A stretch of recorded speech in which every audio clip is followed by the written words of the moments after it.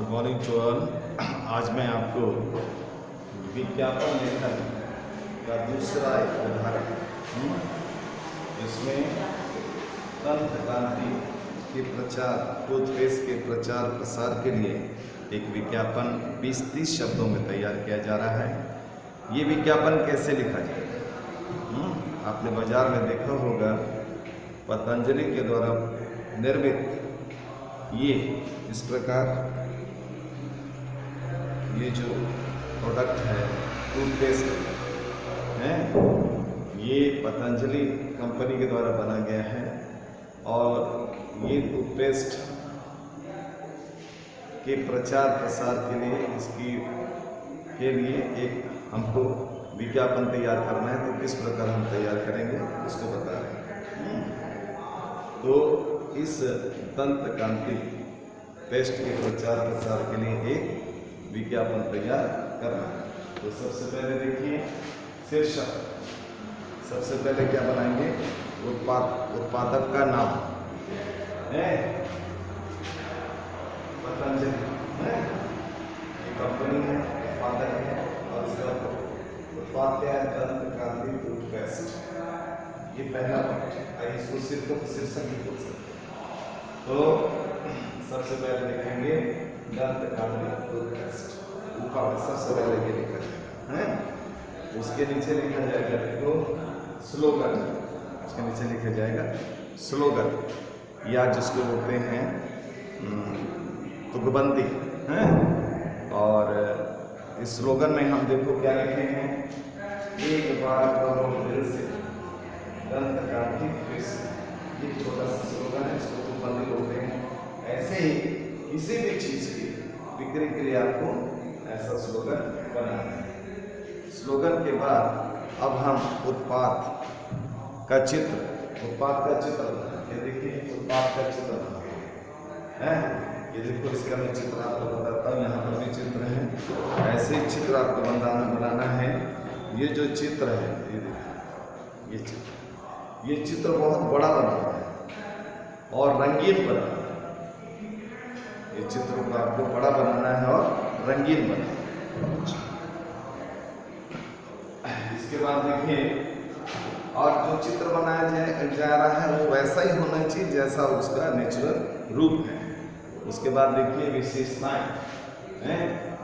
ये दंत कांति टूथपेस्ट है, उसकी क्या क्या विशेषताएं हैं उसके बारे में आपको लिखना है। तो क्या विशेषता लिखेंगे? देखो, दांतों को, मसूड़ों को मजबूत और स्वस्थ रखना। ये दंत कांति टूथपेस्ट की क्या विशेषता है, क्या गुण है? यह दांतों को, मसूड़ों को मजबूत और स्वस्थ रखे।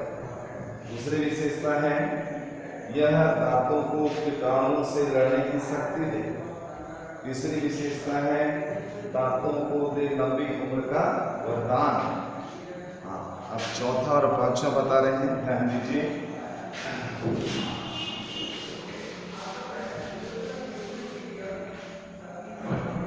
चौथे में लिखेंगे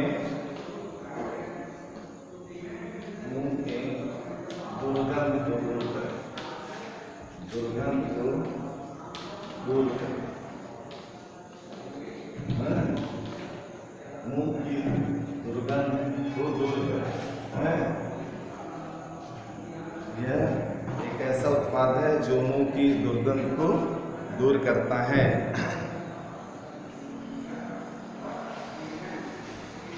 और अंत में हम लिखेंगे उपयोगी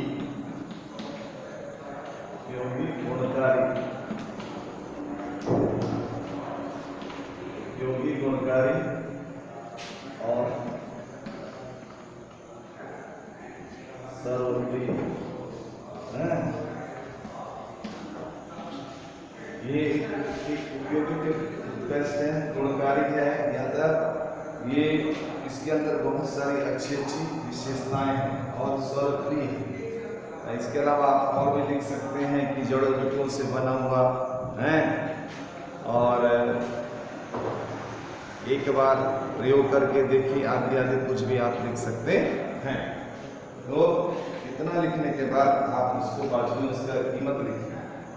क्या कीमत है, और उसके बाद ऐसा ड्राइंग बना दीजिए। ऐसा चित्र बनाना है, चित्र बड़ा रंगीन और सुंदर चित्र बनाना है। इस प्रकार चित्र की विशेषता है, चित्र में नंबर है। इसके बाद नीचे में आप लिखेंगे कितना ग्राम है, 30 ग्राम, 30 ग्राम जो भी लिख सकते हैं। अच्छा, इसके बाद आप लिखेंगे हम ये जो प्रोडक्ट है या ये जो उत्पाद है, इसमें ये कहाँ पर मिलता है, संपर्क, संपर्क है, संपर्क कहाँ पर संपर्क करना है, कहाँ पर बिकता है, स्थान का नाम बताना है। हाँ, तो लिखेंगे हम, क्या लिखेंगे देखो, संपर्क पतंजलि विक्रय केंद्र, विक्रय केंद्र, main road, main road Kanpur. इतना लिखने के बाद आपको मोबाइल नंबर लिखना है, मोबाइल नंबर, मोबाइल नंबर लिखना बहुत जरूरी है कि आजकल सारा व्यापार मोबाइल के माध्यम से ही होता है, सारा संपर्क मोबाइल के माध्यम से ही होता है। तो मोबाइल नंबर आपको देना है।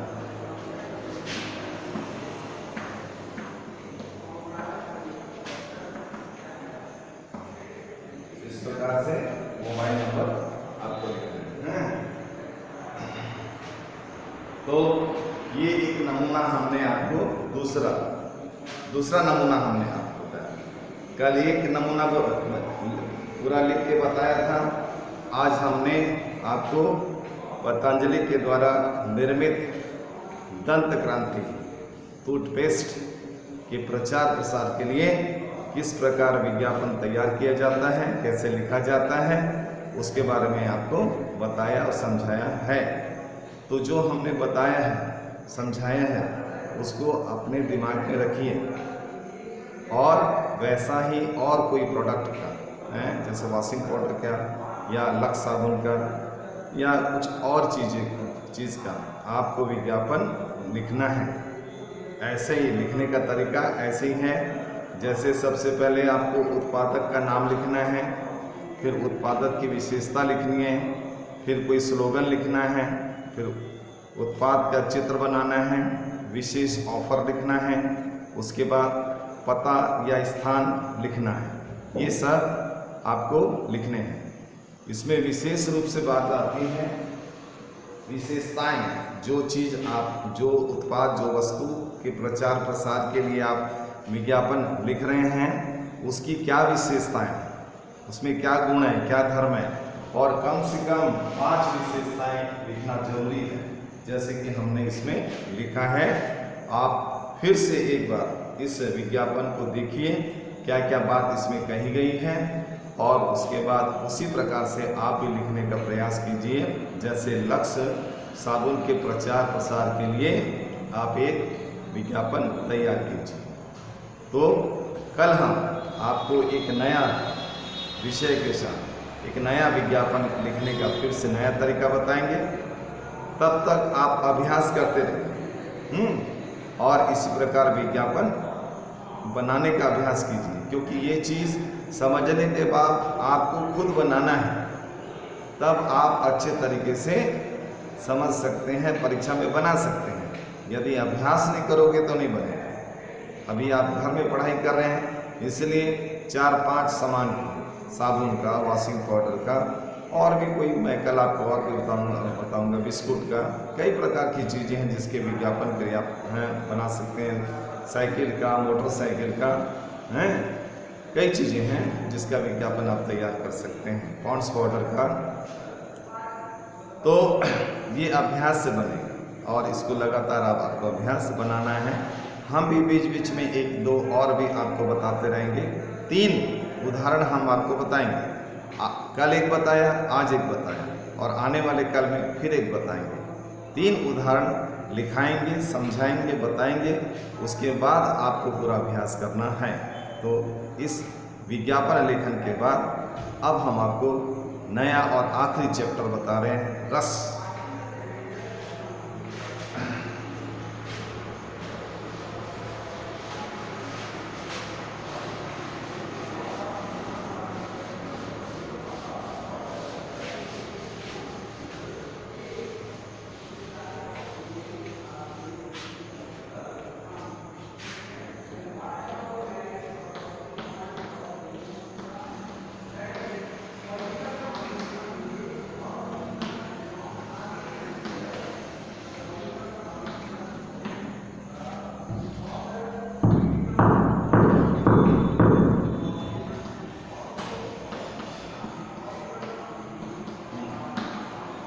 रस के बारे में आपको समझा रहे हैं।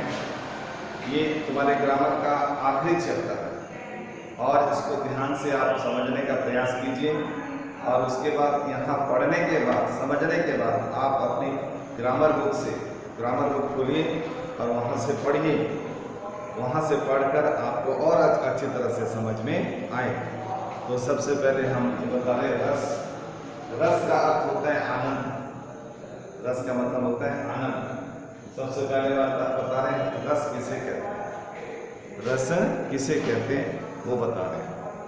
देखिए, हम एक कविता पढ़ते हैं या कोई कहानी पढ़ते हैं या कोई उपन्यास पढ़ते हैं या कोई हम नाटक पढ़ते हैं या देखते हैं, उसको देखकर हमें जो आनंद की अनुभूति होती है,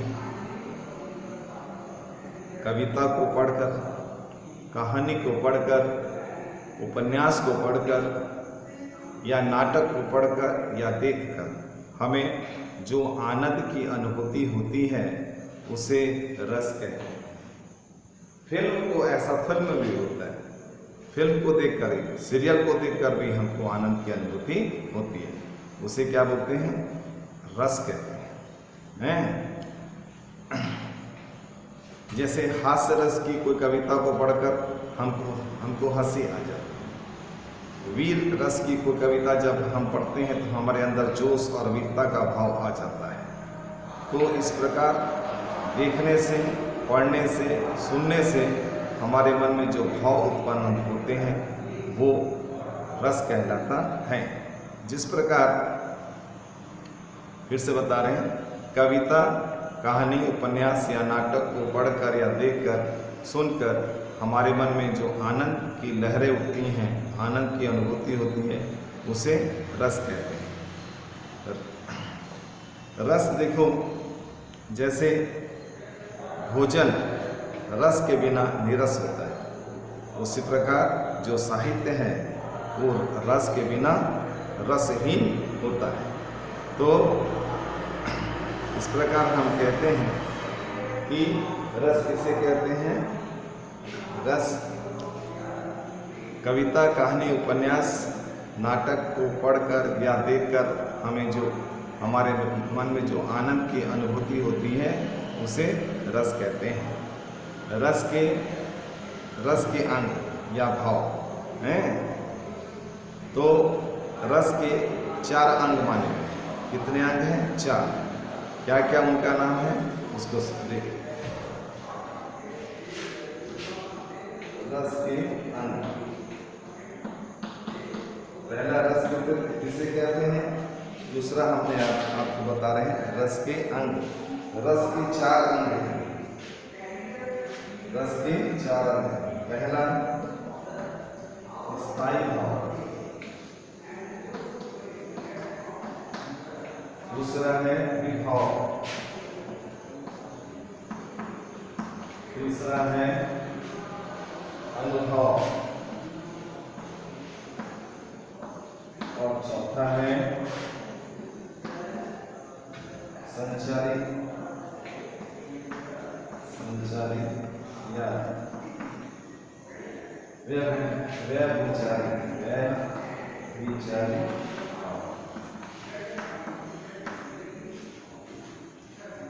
ध्यान से सुनिए, क्योंकि पूरा रस इसी के ऊपर निर्भर है। ये जो रस चैप्टर हम आपको पढ़ा रहे हैं वो इसी के ऊपर निर्भर है। इसलिए आपको ये विषय को ध्यान से सुनना है और समझना है। रस के अंग, रस के कितने अंग हैं? रस के 4 अंग हैं।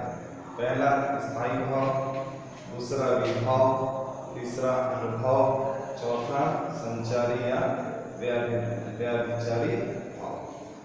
अब हम आपको बता रहे हैं स्थायी भाव किसे कहते हैं। ध्यान से सुनिए।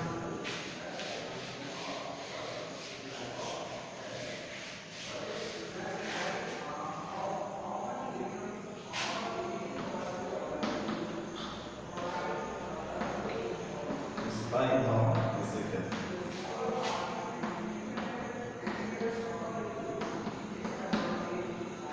स्थायी भाव किसे कहते हैं?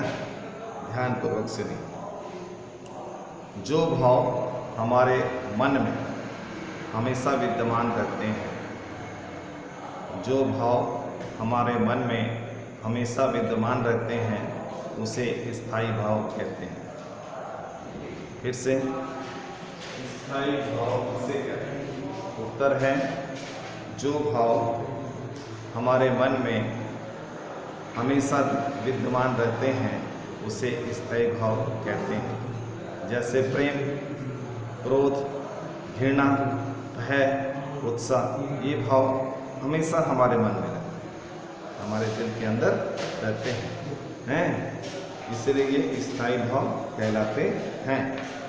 समझ में आ रहे हैं?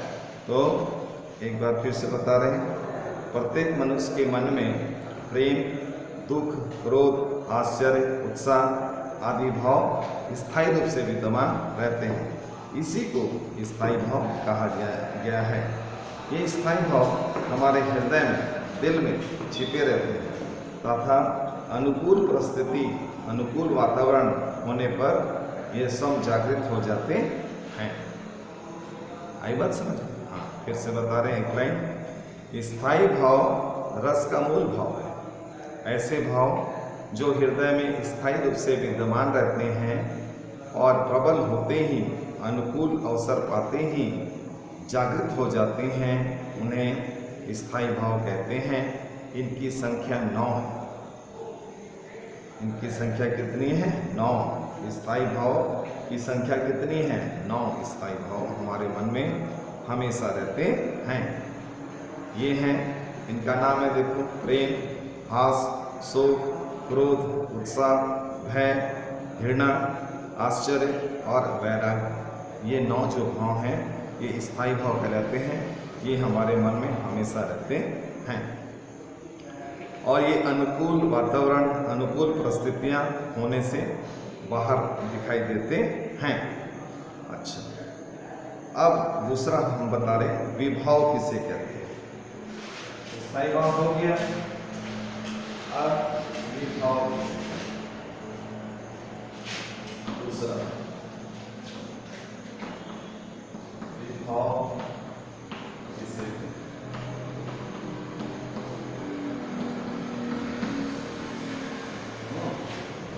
दूसरा बता रहे हैं। स्थायी भाव के बाद विभाव किसे कहते हैं? हमारे मन में जिन विशेष कारणों से स्थायी भाव उत्पन्न होते हैं उसे विभाव कहते हैं। हमारे मन में जिन विशेष कारणों से, हमारे मन में जिन विशेष कारणों से स्थायी भाव उत्पन्न होते हैं उसे विभाव कहते हैं। जैसे सांप को देखकर मन में डर पैदा होना, भय पैदा होना, ये विभाव कहलाता है। समझ में? तो ध्यान दीजिए, विभाव के बारे में फिर से बता रहे हैं। विभाव से अभिप्राय उन वस्तुओं या विषयों के वर्णन से है जिनके प्रति सहृदय के मन में किसी प्रकार का भाव उत्पन्न होता है। अर्थात भाव के जो कारण होते हैं, भाव उत्पन्न होने के जो कारण होते हैं, उन्हें विभाव कहते हैं। तो स्थायी भाव जागृत करने के कारण, स्थायी भाव जागृत करने के कारण को विभाव कहा जाता है। अर्थात जिन कारणों से किसी कविता, नाटक आदि को पढ़कर या सुनकर पाठक का या श्रोता के हृदय में जो भाव जागृत होता है वे विभाव कहलाता है। और विभाव के दो भेद हैं। विभाव के कितने भेद हैं? दो भेद हैं, आलंबन विभाव और उद्दीपन विभाव। विभाव के दो भेद, पहला आलंबन विभाव, दूसरा उद्दीपन विभाव।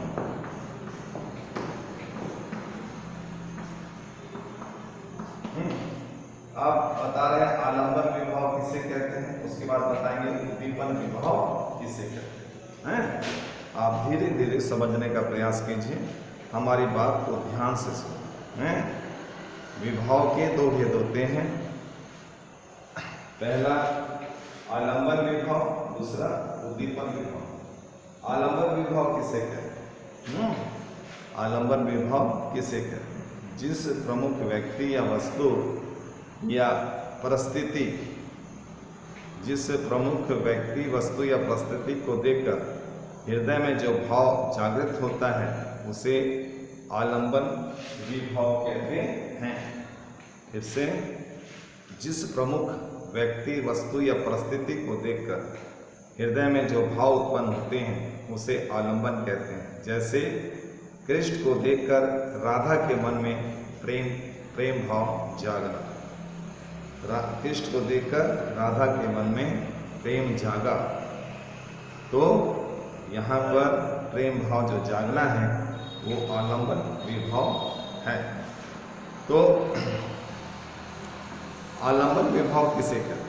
जिस व्यक्ति या वस्तु के कारण मन में जो स्थायी भाव जागृत होते हैं वो व्यक्ति या वस्तु उस भाव को का आलंबन विभाव कहलाता है। जैसे युद्ध यात्रा पर जाते हुए वीर के लिए उसका शत्रु जो है वो आलंबन विभाव होता है। शत्रु के कारण ही वीर के मन में उत्साह नामक स्थायी भाव जागृत हुआ है, इसलिए यह विभाव कहलाता है। अब दूसरा बता रहे हैं, आलंबन विभाव। पहला, जिन व्यक्तियों या पात्रों के आलंबन या सहारे स्थायी भाव उत्पन्न होते हैं वे आलंबन विभाव कहलाते हैं। अच्छा, आलंबन विभाव के दो प्रकार के होते हैं, आश्रय और विषय। दूसरा अब हम आपको बता रहे हैं उद्दीपन विभाव। उद्दीपन विभाव किसे कहते हैं, इसको आप ध्यान से सुनिए। उद्दीपन विभाव किसे कहते हैं? स्थायी भाव को उद्दीप्त करने वाले या बढ़ाने वाले कारण उद्दीपन विभाव कहलाते हैं। फिर से, स्थायी भाव को उद्दीप्त करने वाले या बढ़ाने वाले कारण उद्दीपन विभाव कहलाता है। जैसे जोकर की हरकतें देखकर, उसकी विचित्र पोशाकें देखकर, उसकी अटपटी बातें जो होती हैं वो उद्दीपन विभाव कहलाती हैं। जोकर की हरकतें उद्दीपन कहलाती हैं, जोकर की पोशाकें उद्दीपन कहलाती हैं और जोकर की हास्यपूर्ण बातें उद्दीपन विभाव कहलाती हैं। समझे? हाँ, ध्यान दीजिए।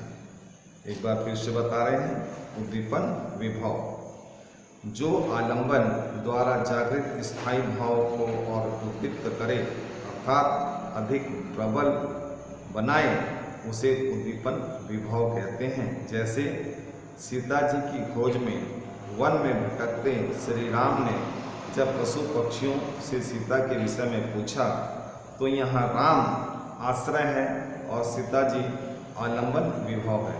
सुनी कुटिया, वन का सुनापन उद्दीपन विभाव कहलाता है। अच्छा, तो आश्रय के मन में उद्दीप्त हुए स्थायी भाव और तीव्र करने वाले विषय की बाहरी चेष्टाएं और बाह्य वातावरण को उद्दीपन बाह्य वातावरण को उद्दीप्त करना विभाव कहलाता है। ये एक और उदाहरण से आप समझने का प्रयास कीजिए। जैसे दुष्यंत राजा शिकार करते हुए ऋषि कंव्य के आश्रम में पहुंचा। वहां वे शकुंतला को देखते हैं। शकुंतला को देखकर दुष्यंत के मन में आकर्षण या प्रेम भाव उत्पन्न होता है। उस समय शकुंतला की शारीरिक चेष्टाएं दुष्यंत के मन में प्रेम भाव को तीव्र करती हैं। नायिका शकुंतला की शारीरिक चेष्टाएं या वन प्रदेश के अनुकूल वातावरण उद्दीपन विभाव कहलाते हैं। अब आखिरी बता रहे हैं, इसके बाद तीसरा नंबर का बताएं, अनुभव किसे कहते हैं।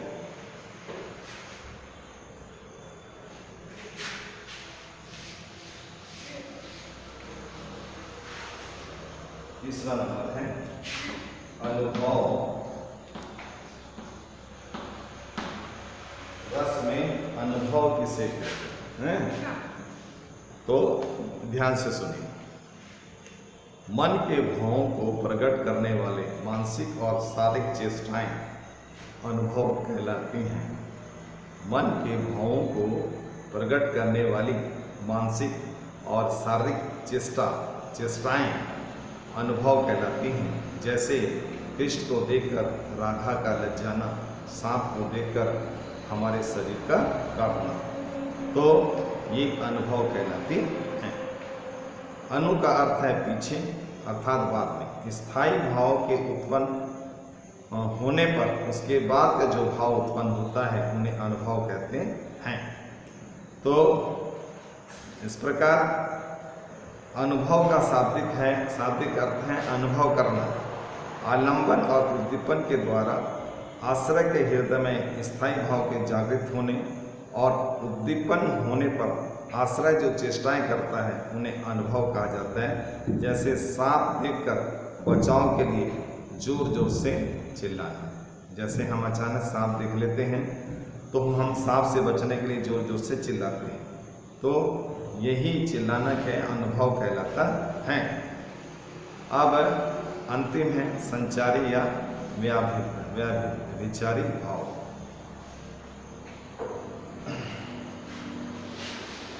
चार नंबर आखिरी है, ये इसको बोलते हैं संचारी या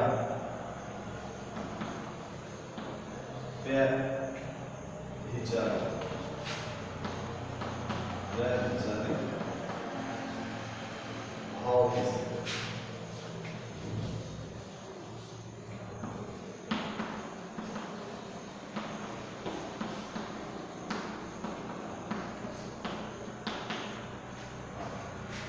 संचारी भाव किसे?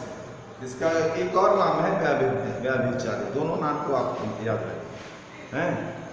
तो संचारी भाव किसे कहते हैं? मानव मन में जल्दी जल्दी उत्पन्न होने वाली अस्थिर मनोविकारों को संचारी भाव कहा जाता है। जैसे क्रोध, हर्ष, आलस आदि। फिर से संचारी भाव किसे कहते हैं? मानव मन में जल्दी जल्दी उत्पन्न होने वाले अस्थिर मनोविकारों को संचारी भाव कहते हैं। जैसे क्रोध, हर्ष, आलस आदि।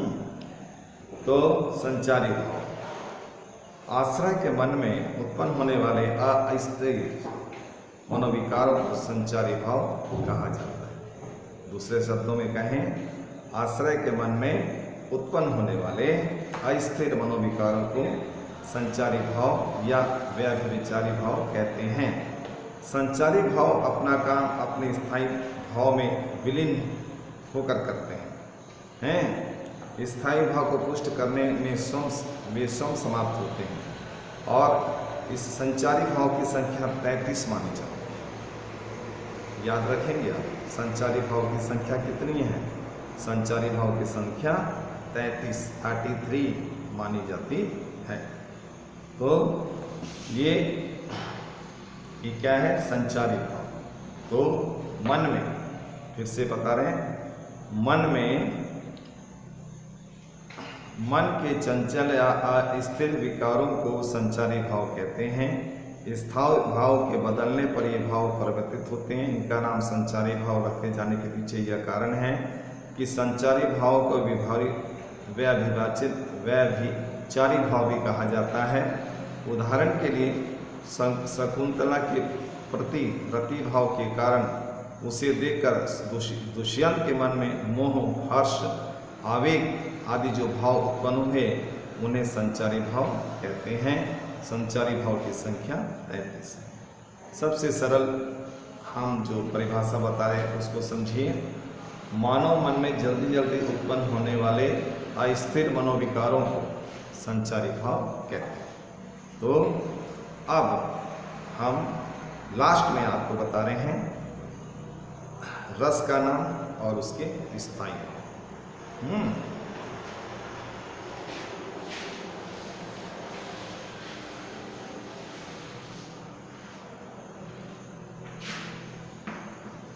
रस का और उसके बाद स्थायी।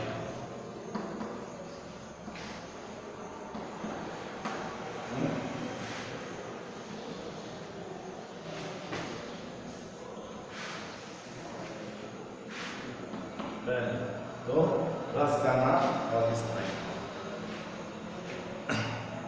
रस के मुख्य 9 भेद हैं। हिंदी साहित्य में रस कितने प्रकार के हैं? 9 प्रकार के रस हैं और हर रस का एक स्थायी भाव है। हिंदी साहित्य में 9 रस माने गए हैं और ये प्रत्येक रस का एक स्थायी भाव होता है। तो आओ उनका नाम और उनका स्थायी भाव के बारे में पढ़ते हैं, देखते हैं। सबसे पहला है श्रृंगार रस। श्रृंगार रस, श्रृंगार रस।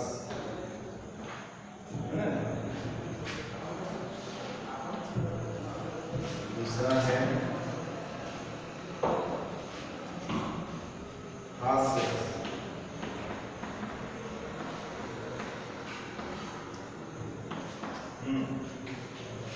हास्य रस, श्रृंगार रस। दूसरा है हास्य रस। इसके बाद है वीर रस।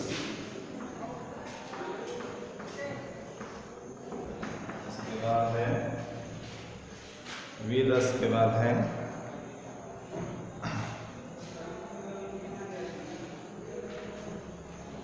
वात्सल्य रस। वात्सल्य रस 5 नंबर में आता है रौद्र रस।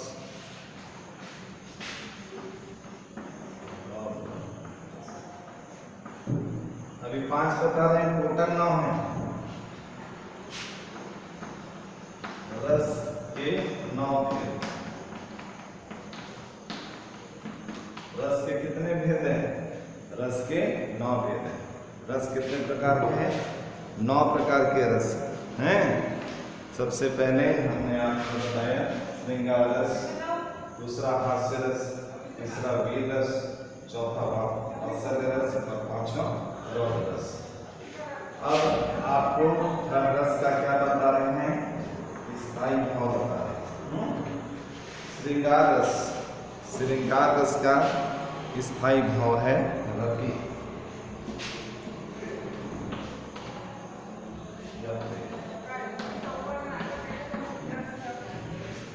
हास्य रस है, दूसरा है हास्य रस का स्थायी भाव है हास्य या हंसी।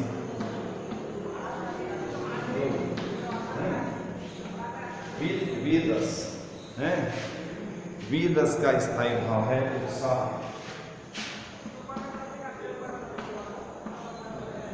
और वात्सल्य रस है, इसके बाद है वात्सल्य रस। वात्सल, वत्सल, वत्सल, इसका स्थायी भाव है वत्सल। उसके बाद रौद्र रस का स्थायी भाव है क्रोध।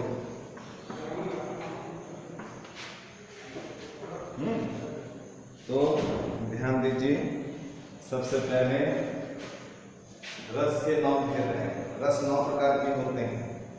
पहला श्रृंगार रस, दूसरा हास्य रस, तीसरा वीर रस, चौथा वात्सल्य रस और पांचवा रौद्र रस। छठवां, सातवां, आठवां, नौवां भी हम आपको बताएंगे। पहले इन 5 प्रकार के जो रस हैं उनका स्थायी भाव क्या क्या है उसको समझ लेते हैं। सबसे पहले देखो श्रृंगार रस। श्रृंगार रस का स्थायी भाव है रति अर्थात प्रेम। हास्य रस का स्थायी भाव है हास या हंसी। वीर रस का स्थायी भाव है उत्साह और वात्सल्य रस का स्थायी भाव है वात्सल्य और रौद्र रस का स्थायी भाव है क्रोध।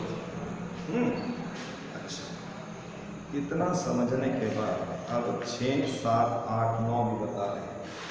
5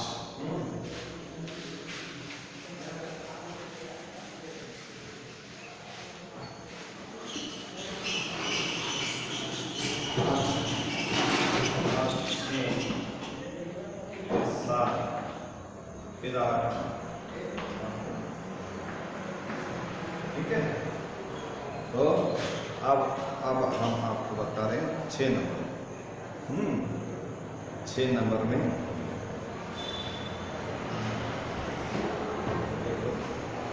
भयानक रस,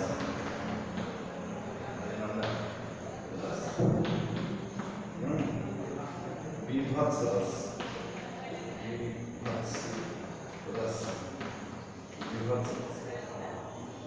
अद्भुत रस,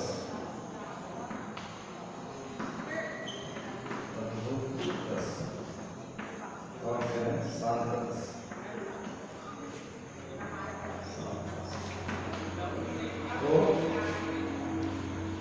तो 6वां नंबर भयानक रस, उसके बाद विभत्स रस, 7वां विभत्स रस, 8वां अद्भुत रस और 9वां शांत रस। अब भयानक रस का स्थायी भाव बता रहे हैं, विभत्स का, अद्भुत का और शांत का आपको स्थायी भाव भी बता रहे हैं। तो सबसे पहले हम आपको बता रहे हैं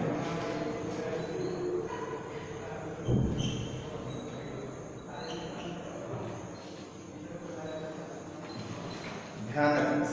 भयानक रस का स्थायी भाव है भय। हाँ, विभत्स रस का स्थायी भाव है घृणा। इसको जुगुप्सा भी कहते हैं। अद्भुत रस में देखो स्थायी भाव है आश्चर्य।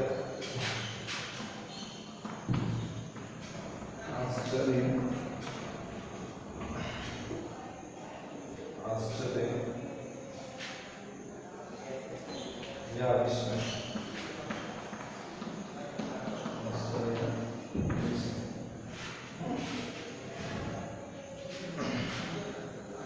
आश्चर्य या विस्मय।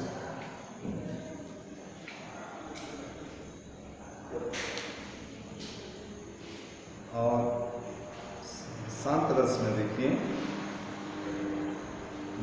निर्वैर।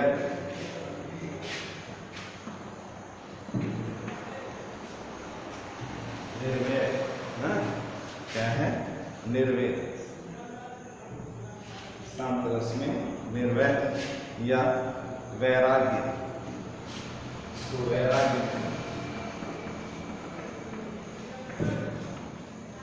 वैराग्य भी हम आपके लेसन में, आपके पाठ्यक्रम में कौन कौन सा रस पढ़ने जाएंगे, क्या क्या आपको पढ़ाएंगे उसके बारे में बता रहे हैं।